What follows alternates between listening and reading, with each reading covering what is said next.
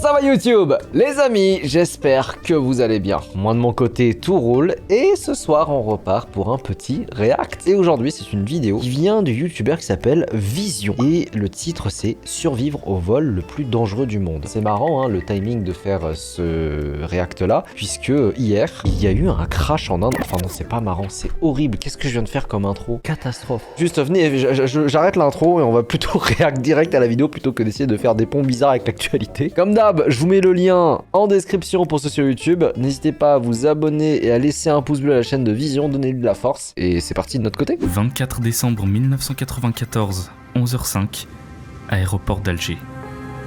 Sur le tarmac, un Airbus A300 s'apprête à décoller pour Paris.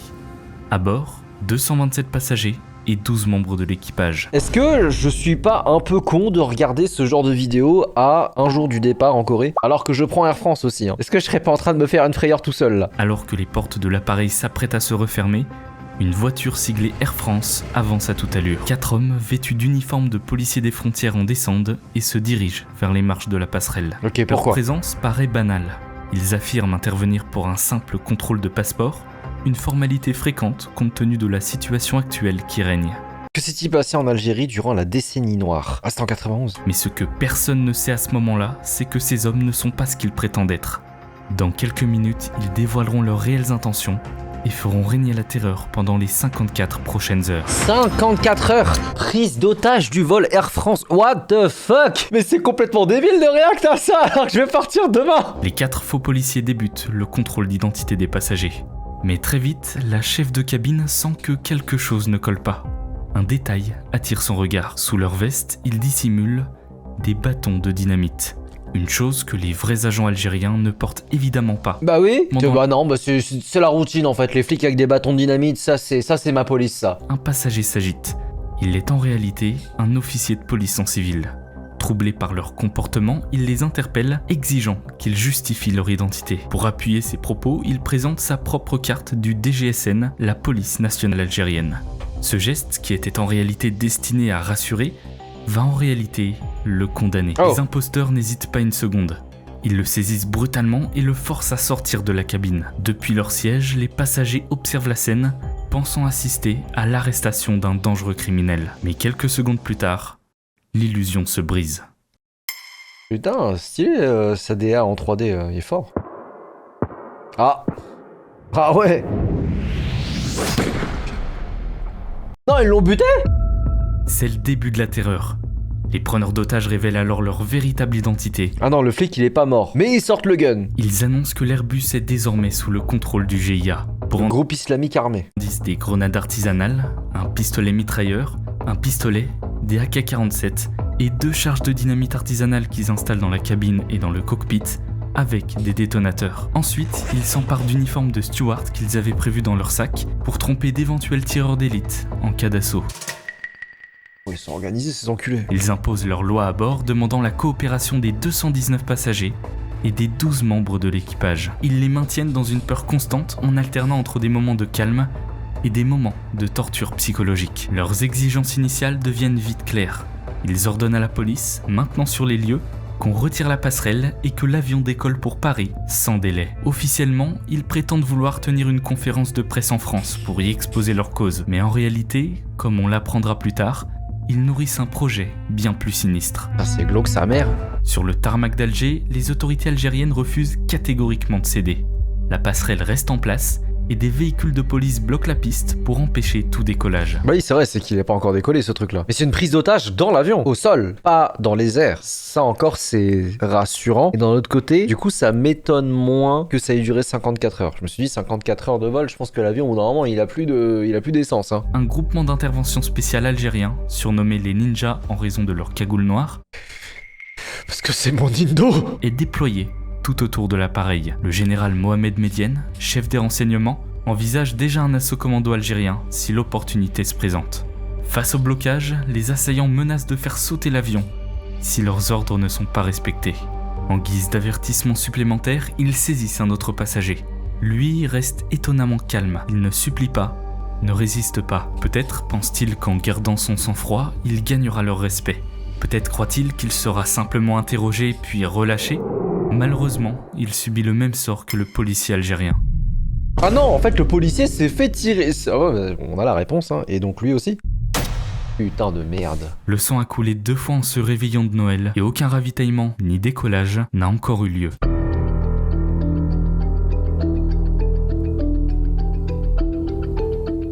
Sept heures après le détournement, la cabine est calme mais tendue. Les pilotes tentent de désamorcer la situation en parlant aux pirates de l'air. Mais toi, tu veux te faire tirer dessus, toi aussi, il va pas bien. Cette stratégie n'est pas anodine. Lors d'un détournement, le rôle des pilotes est de garder les passagers calmes, de gagner du temps, de trouver des détails sur les assaillants.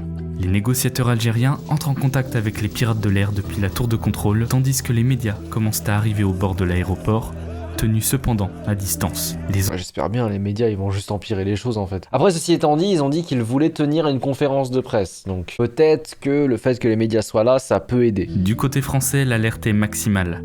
À Paris, une cellule de crise est activée. Le ministre des Affaires étrangères Alain Juppé et le ministre de l'Intérieur Charles Pasqua se réunissent en urgence à la mi-journée. Le Premier ministre, Édouard Balladur, en vacances à Chamonix. Oh non, pas ça! Mais en même temps, il pouvait pas pré-shot, mais genre c'est tellement incongru. Le mec est sur sa piste. Comment ça, les prise d'otage à Alger? Comment ça? Pendant qu'il est en train de faire sa meilleure piste bleue. Il passe l'après-midi au téléphone avec son homologue algérien, tentant d'évaluer la situation malgré des informations incomplètes. Il propose immédiatement au gouvernement algérien l'appui de la France, notamment l'envoi sur place d'une unité du GIGN pour aider à résoudre la crise. Alger s'y oppose. Pas de force française sur le sol algérien. C'est une affaire intérieure et l'Algérie compte bien garder la main. En fin de soirée du 24 décembre, quelques lueurs d'espoir apparaissent néanmoins pour les otages. Sous la pression internationale et sans doute pour montrer une bonne volonté, les ravisseurs libèrent un petit groupe de passagers. Plusieurs femmes, des mères avec des jeunes enfants et des personnes ayant de graves problèmes de santé sont autorisées à quitter l'appareil. Ces premiers libérés, exténués, témoignent aux autorités algériennes de ce qu'ils ont vu à bord. Ce qui permet d'identifier formellement les preneurs d'otages et leur appartenance au GIA. Le jour de Noël s'ouvre sur l'Airbus toujours immobilisé à Alger, avec encore plus de 170 otages à bord. Les autorités algériennes, qui ont identifié pendant la nuit le chef du groupe grâce à des caméras à vision nocturne, tentent un coup psychologique. Elles font venir sa propre mère à l'aéroport pour qu'elle persuade son fils de renoncer. Mais cette initiative, à double tranchant, tourne court et provoque la fureur des preneurs d'otages. Loin de l'attendrir, l'intervention de sa mère le met en rage. Oula, merde alors. À partir de cet instant, le commando durcit son attitude et décide de viser plus particulièrement les passagers français. Les assaillants savent qu'il y a à bord un employé de l'ambassade de France. Frère, c'est un cuisinier. Laisse-le tranquille, gros. En début de soirée du 25, ils entraînent Yannick, 28 ans, marié et père de famille, dans le cockpit. Sous la menace, l'otage français doit lire un message de détresse au micro. Si l'avion n'obtient pas l'autorisation de décoller avant 21h30, les assaillants tueront un passager toutes les 30 minutes, en commençant par lui. À mesure que l'échéance approche, l'angoisse monte d'un cran dans la cabine. Des passagers algériens tentent tout de même de rassurer Yannick. Alors je vais pas vous mentir, c'est la première fois que j'entends parler de cette histoire. C'est à se chier dessus, gros, c'est effrayant. En lui murmurant que les preneurs d'otages bluffent. Probablement. Oh bah frérot, il a déjà tué un policier, un autre gars, je pense pas qu'il bluffe là, à ce stade-là. 21h31, aucune autorisation de décollage n'est parvenue. Plus de cuisinier pour l'ambassade française, les amis. Putain, merde. Yannick est le 3e otage exécuté en 2 jours. Yaya, hors de lui, hurle par radio en direction des négociateurs algériens. Voyez ce qui arrive quand vous jouez au dur. Du côté français, c'est la goutte d'eau qui fait déborder le vase. Dès l'annonce de l'exécution de Yannick Beugnet, le Premier ministre hausse le ton et déclare publiquement qu'il tiendra le gouvernement algérien pour responsable de tout nouveau décès de ressortissants français. Il en appelle même à la communauté internationale, mettant l'Algérie face à ses responsabilités. Cette crise diplomatique porte ses fruits. Peu après 23h, sous l'insistance de Paris, le président algérien cède finalement. Il autorise les preneurs d'otages à quitter l'Algérie. 39 heures après le début, le vol Air France 8969 obtient l'autorisation de décollage. Mais vers où? À 2h20 du matin, dans la nuit du 25 au 26 décembre, Tu aurais jamais dû regarder ça avant ton décollage.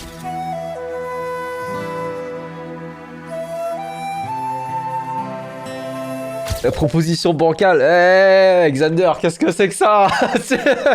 Attraper sa veste à mon responsable Twitch. Pourquoi il me propose ça juste avant mon départ? l'A300 s'arrache enfin du sol algérien. À première vue, cela semble être une bonne nouvelle pour les otages. Mais en réalité, le pire comme le meilleur reste à venir. Ok, donc là c'est direction Paris? Le gouvernement français a convenu d'accueillir l'appareil sur un aéroport de province pour éviter qu'il ne gagne Paris. Le choix se porte sur Marseille-Marignane, dans le sud de la France. D'accord. Mais il n'est pas question de laisser l'Airbus repartir ensuite. En secret, une unité du GIGN a déjà été prépositionnée sur la base militaire d'Istres, près de Marseille, dès la veille. D'accord.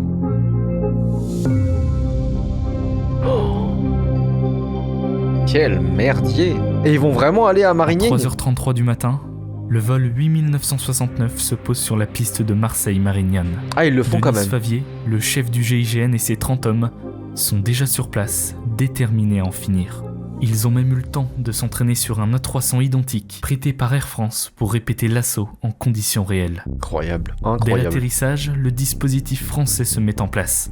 Les autorités illuminent minimalement le tarmac. L'avion est guidé vers un coin éloigné du terminal, loin des autres appareils.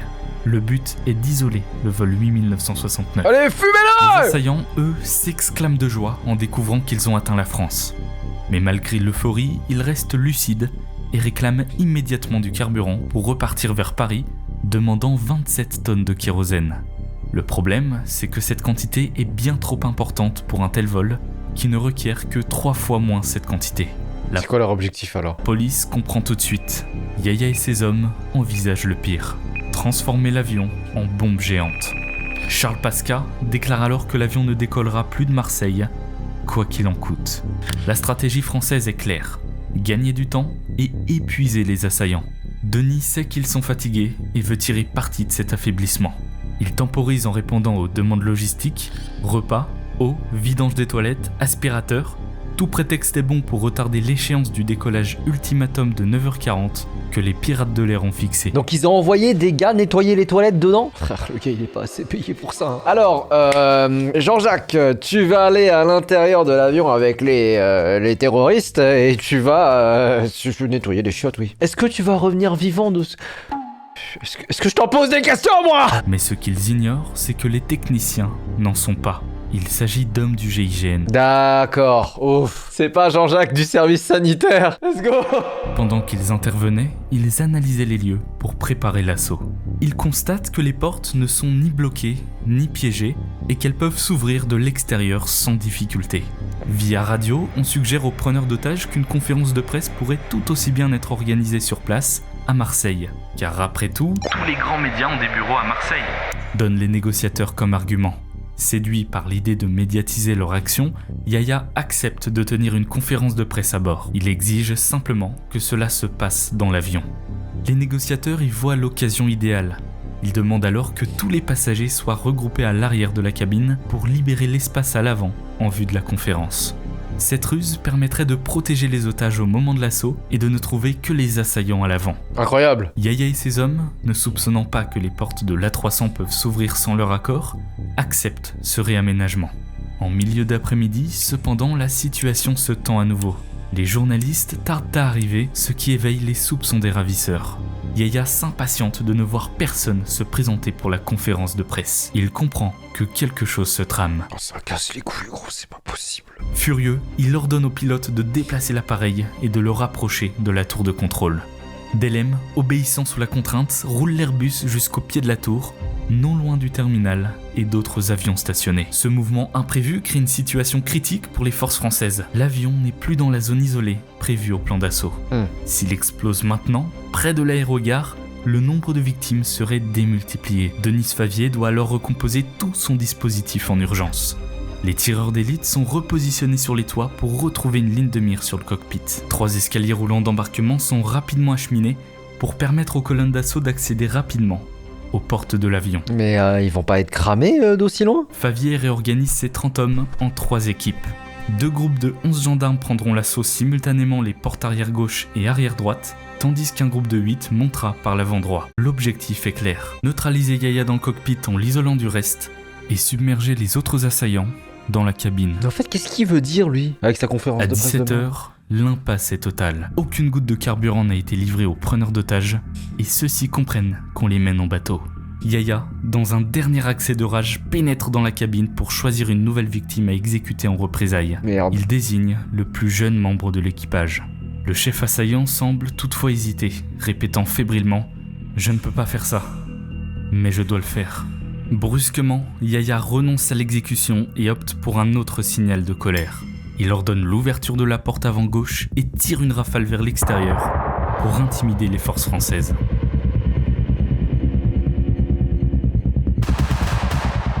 Dans la tour de contrôle, les négociateurs entendent soudainement des balles siffler. La tour est arrosée à l'arme automatique, brisant les vitres autour des autorités. Favier, qui attendait le feu vert politique, l'obtient à cet instant.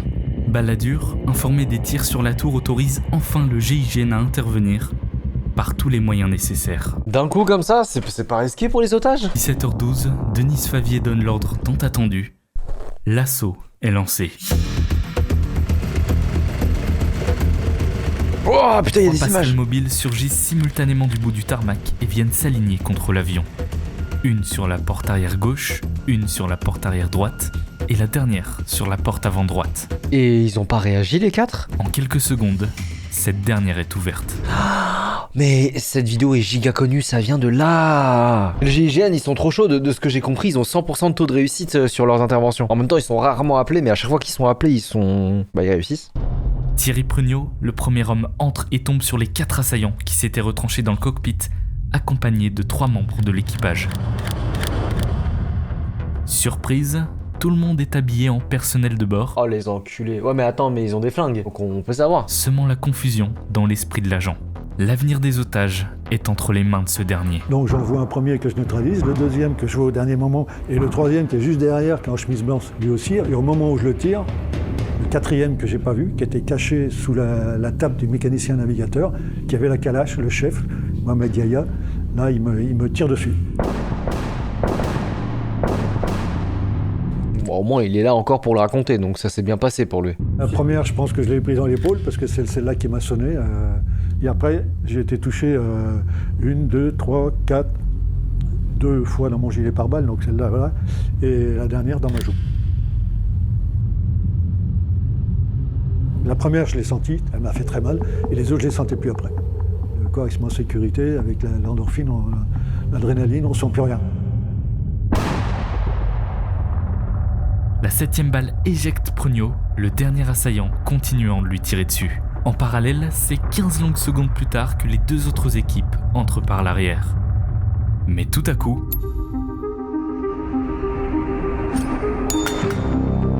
Instinct de survie, je me suis tourné sur le côté comme j'ai pu, et la grenade, boum, elle a explosé, quoi. Et j'ai pris tous les éclats, c'est des grenades soviétiques, c'est des micro-éclats. J'ai tout pris dans les fesses, les cuisses, j'ai des acouphènes maintenant à vie, quoi. Et une grenade, normalement c'est mortel à 100 mètres, moi elle m'a pété à 80 cm des fesses, et il y avait un trou de 25 cm dans l'avion, quoi. Et ça a duré 12 minutes. Comment il a pu survivre, frère? 12 minutes où personne ne pouvait venir me chercher, parce que le dernier, avec la calache, il tenait tout le monde en respect, quoi. les couloirs étroits de l'A300 résonnent de centaines de coups de feu. Les 2 équipes arrière pénètrent à leur tour et progressent en sécurisant la cabine passager. Ils lancent des grenades assourdissantes pour gêner le dernier en vie, emplissant par la même occasion l'appareil de fumée. Putain, je suis un passager, je suis terrifié, gros. Les otages, préparés par l'équipe navigante, se mettent au sol, attendant les instructions du GIGN. Au cockpit, la confrontation est tout aussi acharnée. Yahya arrose de balles l'escalier avant, tentant d'empêcher la progression de la colonne de Favier. Et là, un gendarme du GIGN, Philippe Bardelli, s'apprête à avoir une chance inouïe.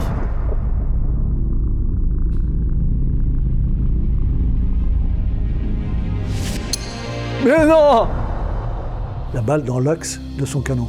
C'est un truc extraordinaire, quoi. Un truc qui peut pas arriver 2 fois. Donc il se casse la figure, il descend, il emmène tout le monde avec lui. Là, il prend son manurin, sa 2e arme, et il remonte. Mais il n'a jamais pu rentrer dans l'avion, il est resté dehors jusqu'à la fin, quoi. Dans un film, gros. Le copilote, qui est réfugié dans le cockpit, décide de s'échapper par un hublot latéral. Il se glisse hors de l'appareil et chute de 5 mètres, se fracturant le coude et la cuisse sur le béton. Cet acte libère la ligne de tir des snipers postés à l'extérieur, qui peuvent enfin viser à l'intérieur du cockpit. Incroyable! Finalement, le dernier preneur d'otages blessé et à court de munitions s'effondre sous les balles à son tour. Presque simultanément, à l'arrière de l'appareil, les gendarmes demandent à tout le monde de sortir. Les otages encore au sol comprennent alors que c'est le signal de la délivrance. Certains gendarmes, ne sachant pas immédiatement si tous les assaillants sont neutralisés, traite chaque homme vigoureusement évacué comme suspect potentiel. À 17h29, Denise Favier confirme par radio. Terminé pour nous. L'assaut final aura duré environ un quart d'heure, concluant 54 heures de prise d'otages. C'est impressionnant. Bonsoir à tous. Après 54 heures d'angoisse, les 170 otages de l'Airbus d'Air France ont donc été délivrés cet après-midi sur l'aéroport de Marseille. Un assaut des gendarmes du GIGN. Le bilan humain direct de l'assaut de Marignane est miraculeux au vu des circonstances. Aucun otage supplémentaire n'a perdu la vie pendant l'assaut, les 173 otages restants sont sains et saufs. Seuls 13 passagers et 3 membres de l'équipage ont été légèrement blessés. En revanche, les 4 assaillants sont tous morts. Du côté du GIGN, on dénombre 9 gendarmes blessés, dont un grièvement, Thierry Preugnot, qui sera emmené d'urgence à l'hôpital. Le copilote est le blessé le plus sérieux parmi les otages, en raison de sa chute lors de sa fuite. Le commandant Bon, 2 fractures, il s'en tire bien. Delem a été touché par 2 balles en plein échange de tirs, mais a été protégé du pire par les cadavres de 2 assaillants qui ont fait rempart devant lui. Il est 17h35 quand Denis Favier annonce officiellement en salle de crise que la mission est accomplie et que tous les assaillants ont été neutralisés. C'est des héros, hein. En seulement 16 minutes, 30 hommes du GIGN neutralisent 4 preneurs d'otages lourdement armés.